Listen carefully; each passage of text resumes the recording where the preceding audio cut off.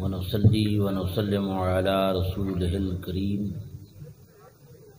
أما بعد فأعوذ بالله من الشيطان الرجيم بسم الله الرحمن الرحيم قل بفضل الله وبرحمته وبذلك فليفرحوا هو خير مما يجمعون صدق الله مولانا العظيم وصدق رسوله النبي الكريم ونحن على ذلك لمن الشاهدين والشاكرين والحمد لله رب العالمين قال الله تبارك وتعالى في شان حبيبه ومحبوبه مخبرا وآمرا إن الله وملائكته يصلون على النبي يا أيها الذين آمنوا صلوا عليه وسلموا تسليما اللهم صل على سيدنا ومولانا محمد وعلى آل سيدنا ومولانا محمد مبارك وسلم عليه الصلاة والسلام عليك يا سيدي يا رسول الله وعلى آلك وأصحابك يا سيدي يا حبيب الله. حضرات علماء کرام، نعت خوانان ذی احتشام اور حاضرین و سامعین، وقت بہت ہو چکا ہے. آپ کے حالات بھی بتا رہے ہیں کہ آپ بالکل نیند کے قریب ہو چکے ہیں. میری طبیعت بھی سیٹ نہیں ہے، تقریر کا ارادہ تو نہیں تھا، لیکن پھر بھائی اصرار کرتے ہیں. مجھ سے قبل حضرت علامہ صاحب بہت ہی خوبصورت اور علمی انداز میں خطاب فرما رہے تھے. ان کی موجودگی میں مجھ جیسے کم علم کو بولنا تو نہیں چاہیے، لیکن میں بھی تو پیارے آقا کا غلام ہوں. اپنے آقا کے در سے خیرات لینے کے لیے چند کلمات آپ کے گوش گزار کروں گا. دعا ہے اللہ رب العزت میری اس حاضری کو اپنی بارگاہ سمدیت میں منظور مقبول فرمائے. حاضرین محترم، آج کی یہ محفل پاک میلاد مصطفیٰ صلی اللہ علیہ وسلم کے سلسلے میں انعقاد پذیر ہے، اور میرا ایمان ہے جہاں میلاد مصطفیٰ صلی اللہ علیہ وسلم منایا جائے وہاں اللہ کی رحمتوں کا نزول ہوتا ہے. چنانچہ علامہ جلال الدین سیوطی علیہ رحمہ فرماتے ہیں کہ جس گھر میں یا جس محلہ میں نبی پاک کا میلاد پاک منایا جائے تو وہاں اس مسجد، اس محلے کو اللہ کی رحمت کے فرشتے گھیر لیتے ہیں اور اللہ کی بارگاہ میں اس گھر پر رحمتوں کے نزول کے لیے دعا کرتے ہیں. اللہ تعالیٰ ان کی دعا کو قبول فرما کے اس گھر اور اس محلے پر اپنی رحمتوں کا نزول فرما دیتا ہے، اور اس گھر سے قحط اور وبا کی بیماری سے اس گھر کو پاک کر دیتا ہے. اس گھر میں کوئی مصیبت نہیں آتی اگلے سال تک میلاد مصطفیٰ کی برکت سے. اور جو اللہ کے محبوب کا میلاد پاک مناتا ہے، جب اس کی موت کا وقت آتا ہے تو منکر نکیر کے سوالات کے جوابات اللہ تعالیٰ اس پر آسان فرما دیتا ہے۔ حضرت امام جلال الدین سیوطی علیہ رحمہ فرماتے ہیں، میں مسلمانوں کے قبرستان میں گیا تو مجھے نور ہی نور نظر آیا، تو میں نے معلوم کیا یہ نور کہاں سے نور آ گیا ہے، تو مجھے بتایا گیا کہ یہاں اللہ کے محبوب کی آمد ہوئی ہے، اس لیے یہاں نور آیا ہے۔ تو میں نے ایک اور قبر پر مراقبہ کیا، وہاں دیکھا تو وہاں اور ہی زیادہ نور تھا، تو میں نے اس قبر والے سے پوچھا اس نور کی وجہ کیا ہے، تو وہ کہتا ہے یہاں حضور صلی اللہ علیہ وسلم تشریف لائے ہیں اس لیے یہاں نور ہی نور ہے۔ میں نے کہا بات تو ٹھیک ہے، سرکار کی آمد کی وجہ سے یہاں نور ہے، لیکن تیری قبر میں زیادہ نور کیوں ہے؟ تو اس نے جواب دیا کہ اے امام جلال الدین سیوطی علیہ رحمہ، میری قبر میں جب منکر نکیر ہے انہوں نے سوالات کیے، مر رب کا، تیرا رب کون ہے؟ میں نے کہا رب جلہ، میرا رب اللہ ہے۔ اور انہوں نے دوسرا سوال کیا ما دینوں کا، تیرا دین کیا ہے؟ میں نے جواب دیا دین الاسلام، میرا دین اسلام ہے۔ جب تیسرا سوال کیا سرکار کی طرف اشارہ کر کے کہتے ہیں ما کنت تقول فی حق ھذا الرجل، اے قبر کے مکین، دنیا کے اندر اس ہستی پاک کے بارے میں تو کیا خیال رکھتا تھا؟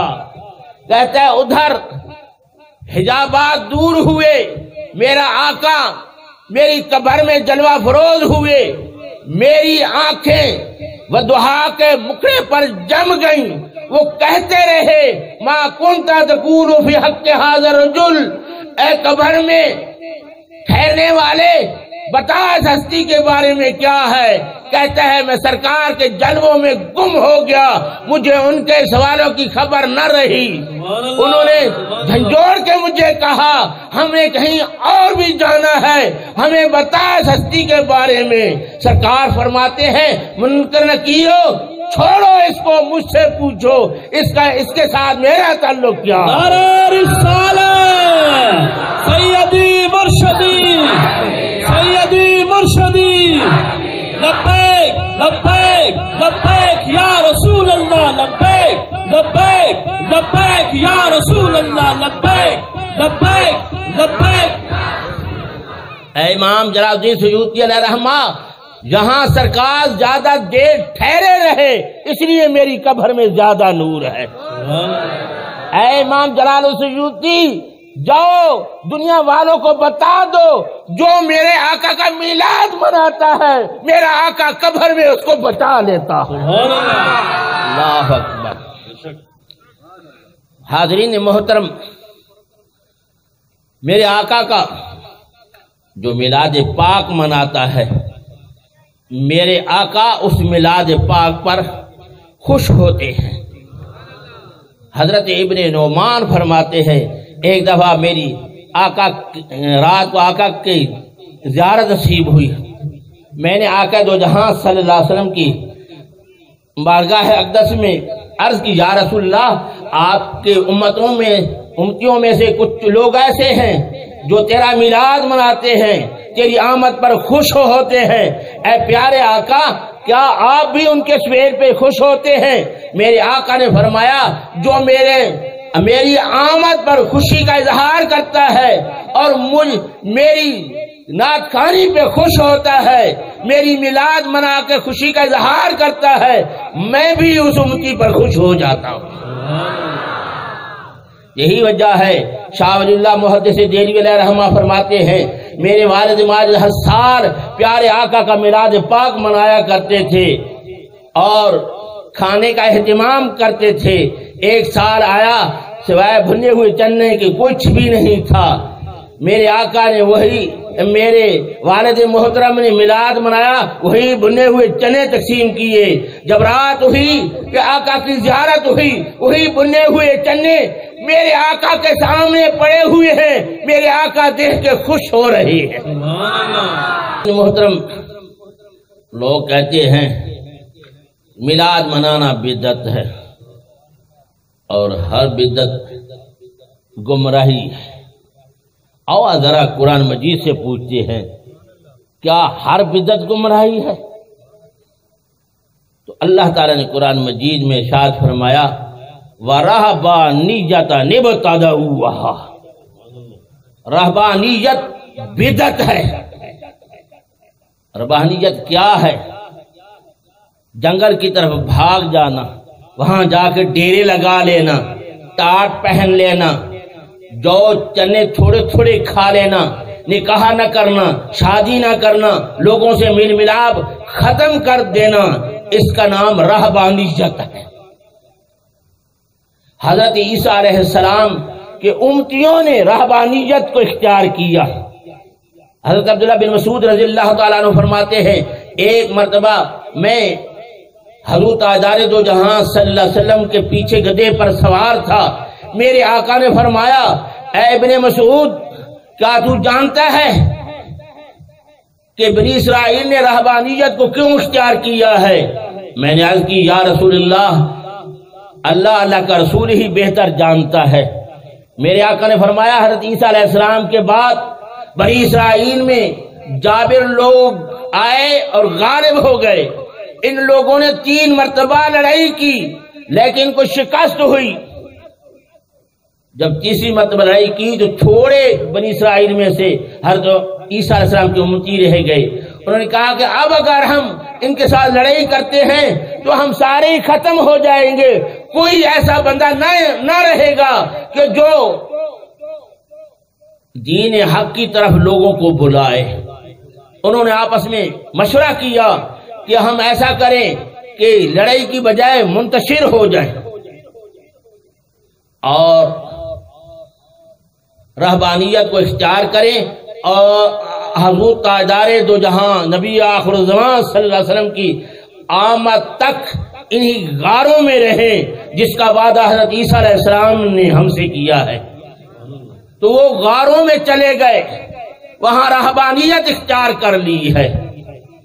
تو اللہ نے فرمایا ہم نے ان پر رہبانیت کو لازم نہیں کیا ہے، انہوں نے اپنے آپ گھڑ لی ہے۔ کیوں گھڑی ہے؟ اِلَّا ابْتِغَاءَ رِضْوَانِ اللَّهِ، تاکہ اللہ کی رضا نصیب ہو جائے، اس لیے انہوں نے رہبانیت کو اختیار کیا ہے۔ تو پتہ چلا کئی کام ایسے ہوتے ہیں جو ہوتے تو بدعت ہیں لیکن اصل میں ان کا مقصد اللہ کی رضا حاصل کرنا ہوتا ہے۔ تو پتہ چلا ہر بدعت دلالہ نہیں ہے، کئی بدعتیں ایسی ہوتی ہیں جو اچھی بدعتیں ہوتی ہیں جن کا مقصد صرف اللہ کی رضا حاصل کرنا ہوتا ہے۔ تو اللہ نے فرمایا انہوں نے رہبانیت اختیار کی لیکن ہم نے ان پر رہبانیت کو لازم نہیں کیا ہے، انہوں نے اپنے آپ گھڑ لی ہے اس لیے کہ اللہ کی رضا نصیب ہو جائے۔ سبحان اللہ۔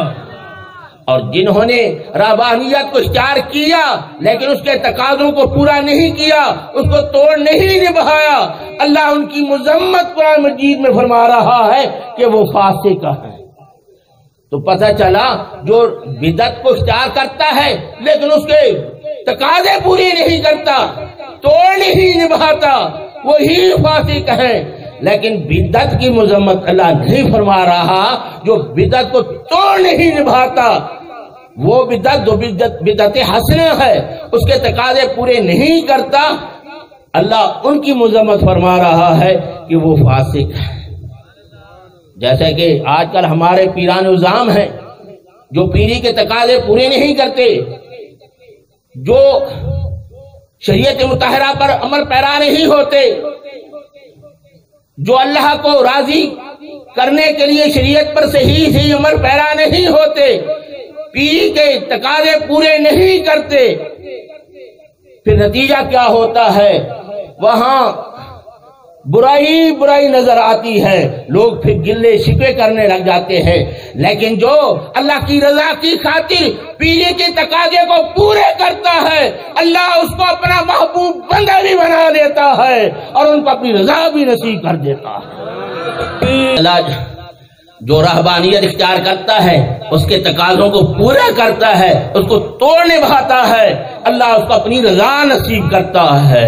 تو پتہ چلا کئی بدعتیں ایسی ہوتی ہیں جو اللہ کی رضا کا موجب ہو سکتی ہے، اور جو اس کے تقاضے پورے کرتا ہے وہ اللہ کا ولی بن جاتا ہے۔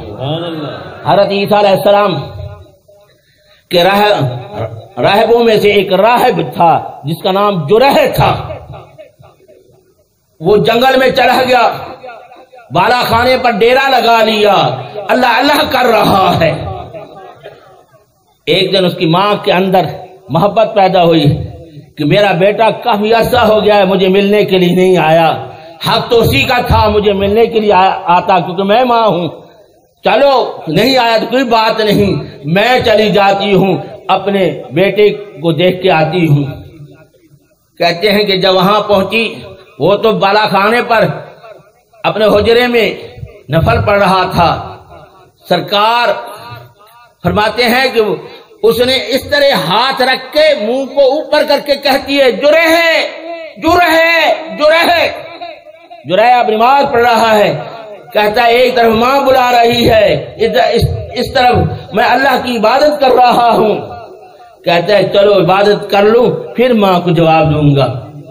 کافی دیر تک جرح جرح کرتی کرتی بدعا دے دیتی ہے، کہتی ہے یا اللہ یہ جرح جب تک بدکارہ عورت کا منہ نہ دیکھ لے اس وقت تک اس پر موت نہ آئے۔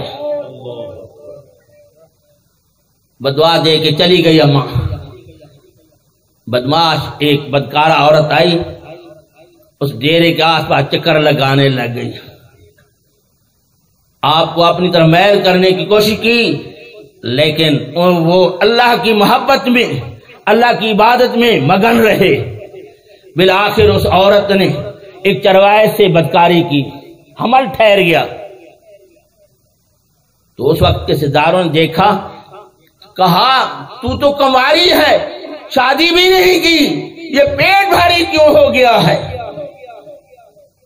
اس نے کہا وہ جو بزرگ ہے بالا خانہ پر بیٹھا ہوا ہے اس نے میرے ساتھ بدکاری کی ہے، اس لیے میرا پیٹ بھاری ہو گیا ہے۔ ان سرداروں نے سپاہیوں کو بھیجا، جاؤ بڑا اللہ کا ولی بنا ہوا ہے، یہ تو بڑا بدماش ہے، اس کو پکڑ کے لاؤ۔ وہ اوپر تھا، یہ نیچے جیسے آوازیں دے رہے ہیں، آپ نے ان کو کوئی آواز کا جواب نہیں دیا۔ انہوں نے کئی بیلچے اٹھائے اور اس کی بنیادوں کو کھیڑنے لگ گئے۔ جب قریب گئے تو وہ مکان ہلنے لگ گیا۔ کہتا ہے یہ مکان کیوں ہل رہا ہے؟ باہر تو سارا نظام ٹھیک ہے، یہاں زلزلہ کیسے آ گیا؟ باہر نکلتا ہے، دیکھتا ہے تو وہ تو بالکل مکان کو گرانے کے قریب تھے۔ کہتے ہیں ظالموں کیوں میرا مکان گرا رہے ہو؟ کہتا تو بڑا اللہ کا ولی بنا ہوا ہے، نیچے اتر، تو بڑا بدماش ہے، تو فلاں عورت سے بدکاری کی ہے۔ نیچے آئے، آپ کہتے ہیں تھوڑی دیر کے لیے مجھے مہلت دو، میں اپنی ماں کے پاس جاتا ہوں، یہ اسی کی بدعا کا نتیجہ ہے کہ یہ الزام مجھ پر لگایا جا رہا ہے۔ انہوں نے اجازت دی، ماں کے پاس گیا، پاؤں پکڑے، امی تو نے مجھے بدعا دی ہے جس کے نتیجے میں مجھ پر یہ الزام لگا ہے، تو راضی ہو جا۔ وہ اللہ کی برگاہ میں عرض کرتی، مولا میں نے جو ہے وہ بدعا دی ہے جس کی وجہ سے تو ناراض ہو گیا ہے، جائے بار الہا میں راضی ہوں، تو راضی ہو جا اس پر۔ جب ماں راضی ہو گئی تو جرائے چھلانگے مارتا ہوا آگا، کہتا ہے اب آؤ میرے ساتھ بات کرو۔ کہنے لگے تو نے فلاں عورت سے بدکاری کی ہے، اس کا حمل ٹھہر گیا ہے۔ کہتے ہیں اس کو بلاؤ، میرے سامنے لاؤ۔ جب سامنے آئی تو آپ نے اس عورت سے نہیں پوچھا، اس کے پیٹ کے اندر جو بچہ ہے اس سے پوچھتے ہیں اے بچہ تو بتا کیا تو میرے نطفے سے ٹھہرا ہے یا کسی اور کے؟ اب دیکھو اللہ فرماتا ہے بچہ جو ہی باہر آتا ہے اس کو کوئی سوجھ بوجھ نہیں ہوتی، اب ماں کے پیٹ میں ہے، اللہ اس کو شعور دے رہا ہے، وہ بولتا ہے اے جو رہے میں تیرے نطفے سے نہیں ہوں، چرواہے کے نطفے سے ہوں۔ تو آپ نے پھر اس عورت سے پوچھا میں نے کہاں کس جگہ پر تیرے ساتھ بدکاری کی ہے؟ کہا فلاں درخت کے نیچے۔ آپ فرمایا آؤ اس درخت سے پوچھتے ہیں۔ وہ گئے، اس کی ٹہنی کو پکڑ کے کہا اے درخت صحیح بتا، سچ سچ بتا، میں نے کب اس عورت کے ساتھ تیرے نیچے برائی کی ہے؟ کہتے ہیں کہ ہر ٹہنی سے، ہر شاخ سے، ہر پھول سے آواز آئی کہ اے جرح تو نے اس سے برائی نہیں کی، ایک چرواہے نے میرے نیچے اس کے ساتھ برائی کی ہے۔ تو حاضرین محترم، رہبانیت اختیار کی ہوئی ہے، بدعت اختیار کی ہوئی ہے، لیکن ایسا باکمال ولی ہے کہ اپنی کرامت دعوے سے ظاہر کر رہا ہے۔ تو پتہ چلا ہر بدعت گمراہی نہیں ہے، وہ بدعت جو شریعت مطہرہ کے خلاف ہے وہ گمراہی ہے، جو شریعت مطہرہ کے موافق ہو وہ گمراہی نہیں ہے۔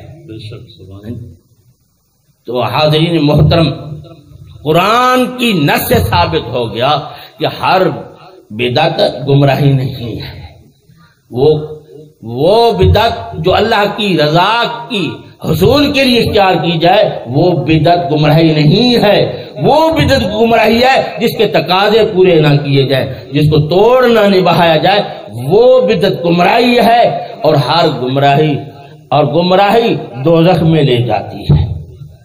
حاضرین محترم، لوگ کہتے ہیں میلاد بدعت ہے، اب آپ بتاؤ یہ کیا بدعت دلالہ ہے؟ کیا خرابی نظر آ رہی ہے میلاد میں؟ ارے یہ اللہ کے حبیب کی آمد پر خوشی کا اظہار کیا جا رہا ہے، یہ خالق عبدالسماء نے خود بھی خوشی کا اظہار کیا ہے۔ تو مجھ سے پوچھو تو میں کہوں گا کہ جو میلاد مصطفیٰ مناتا ہے، محبت کے ساتھ مناتا ہے، وہ صرف جائز ہی نہیں بلکہ وہ عبادت ہے۔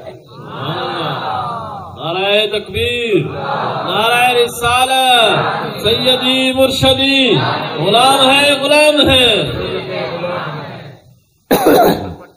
حاضرین محترم، اس پر میں آپ کو ایک دلیل دیتا ہوں۔ بخاری شریف کی حدیث ہے کہ سرکار نے ایک شخص کو امام مقرر کیا، تو وہ جب نماز پڑھاتا تھا تو وہ سورت فاتحہ پڑھتا تھا، ساتھ کچھ سورت ملاتا تھا، لیکن ہر رکعت میں سورت اخلاص ضرور ہی پڑھتا تھا۔ لوگوں کو، مقتدیوں کو شکایت ہوئی، سرکار دو عالم صلی اللہ علیہ وسلم کی بارگاہ اقدس میں آئے، عرض کرتے ہیں یا رسول اللہ، یہ امام وہ کام کرتا ہے جو آپ نے نہیں کیا۔ آپ نے فرمایا اس امام کو بلاؤ، وہ کام کیوں کرتا ہے جو میں نہیں کرتا؟ امام آیا، آپ نے پوچھا تو وہ کام کیوں کرتا ہے جو میں نے نہیں کیا؟ عرض کی یا رسول اللہ صلی اللہ علیہ وسلم، مجھے سورت اخلاص سے بہت ہی محبت ہے، جب تک سورت اخلاص نہ پڑھوں مجھے چین نہیں آتا۔ سرکار نے فرمایا جس سے تو محبت کرتا ہے جنت میں بھی یہ تجھے لے جائیں گے۔ تو لوگ کہتے ہیں یہ بدعت ہے، ہر بدعت گمراہی میں لے جائے گی، جو لکھا ہوا نہیں ہے کتابوں میں ہم اس کو نہیں مانتے، جو لکھا ہوا ہے اسی کو مانیں گے۔ اس لیے جو کتابوں میں لکھا ہوا نہیں ہے، سرکار سے ثابت نہیں ہے، یہ بدعت ہے۔ اس کے سلسلے میں ایک مجھے واقعہ یاد آ گیا کہ ایک امیر تھا، اس کو ایک نوکر کی ضرورت تھی، تو اس کو ایک نوکر ملا، اس نے کہا کہ تو میری نوکری کر، میں تجھے رکھتا ہوں۔ اس نے کہا ہے امیر صاحب بہتوں کی نوکری کی ہے، بہتوں کی نوکری کی ہے، پر راس نہیں آئی ہے۔ نوکری تو کرتا ہوں لیکن میری شرط ہے کہ پہلے مجھے لکھ دو کہ کون سے کام تو مجھ سے لے گا۔ وہ امیر مجبور تھا، اس نے ڈیری پر لکھ دیے، جو اس کے ذہن میں آتا تھا لکھ دیے۔ اس میں یہ بھی تھا کہ شکار میں بھی تو نے ہمارے ساتھ آنا ہے۔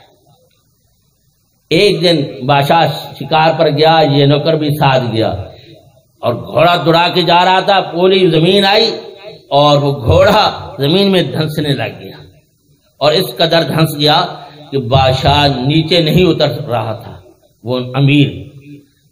تو نوکر ایک طرف کھڑا دیکھ رہا ہے، کہتا دیکھتا کیا ہے، میں نیچے دھنسا جا رہا ہوں، تو ایک طرف کھڑے ہو کے دیکھ رہا ہے، میری مدد کیوں نہیں کرتا؟